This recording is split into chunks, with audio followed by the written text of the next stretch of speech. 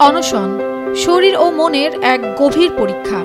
দিনরাত না খেয়ে প্রতিবাদে কিংবা প্রতিজ্ঞায় অটল থাকা মানুষ যখন অবশেষে কিছু মুখে নেন, তখন সেই মুহূর্তটা শুধু শারীরিক স্বস্তি নয়, বরং নিয়ে আসে এক মানসিক মুক্তিও।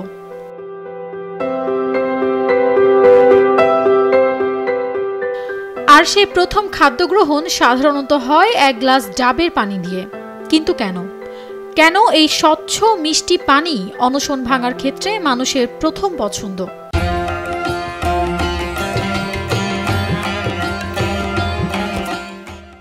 তাহলে চলুন জেনে নেই কিভাবে ইতিহাস, বিজ্ঞান ও আধ্যাত্মিক বিশ্বাস একত্র হয়ে এই এক গ্লাস ডাবের পানিকে অনশন ভাঙার জন্য সবচেয়ে উপযুক্ত করে তুলেছে। বিজ্ঞান বলছে, দীর্ঘ অনশন বা উপবাসে শরীরের গ্লাইকোজেন রিজার্ভ শেষ হয়ে যায়, ফলে রক্তে শর্করার মাত্রা নেমে আসে এবং ইলেকট্রোলাইট ভারসাম্য নষ্ট হয়।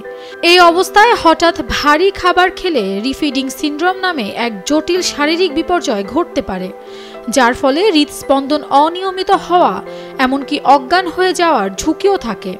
কিন্তু কোকোনাট ওয়াটার অর্থাৎ ডাবের পানি প্রাকৃতিকভাবে ইলেকট্রোলাইটে সমৃদ্ধ। এতে থাকা পটাশিয়াম, ম্যাগনেসিয়াম, সোডিয়াম, ক্যালসিয়াম এবং অল্প পরিমাণ প্রাকৃতিক চিনি ধীরে ধীরে শরীরকে স্বাভাবিক অবস্থায় ফিরিয়ে আনে।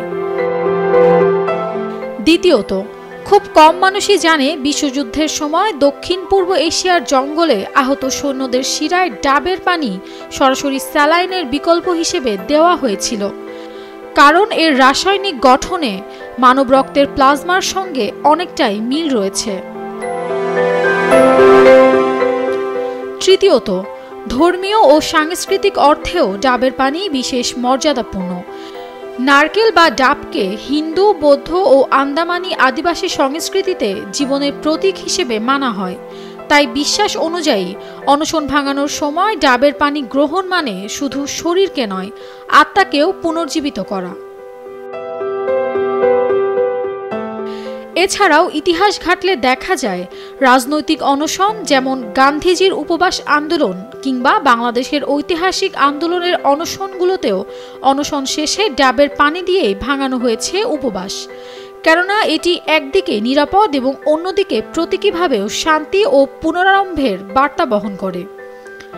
এ থেকে বোঝা যায়, অনশন ভাঙার সময় ডাবের এক গ্লাস পানি কেবল তৃষ্ণা মেটায় না, এটি শরীরের জন্য বৈজ্ঞানিকভাবে সহায়ক এবং আধ্যাত্মিকভাবে নতুন শুরু এনে দেয়।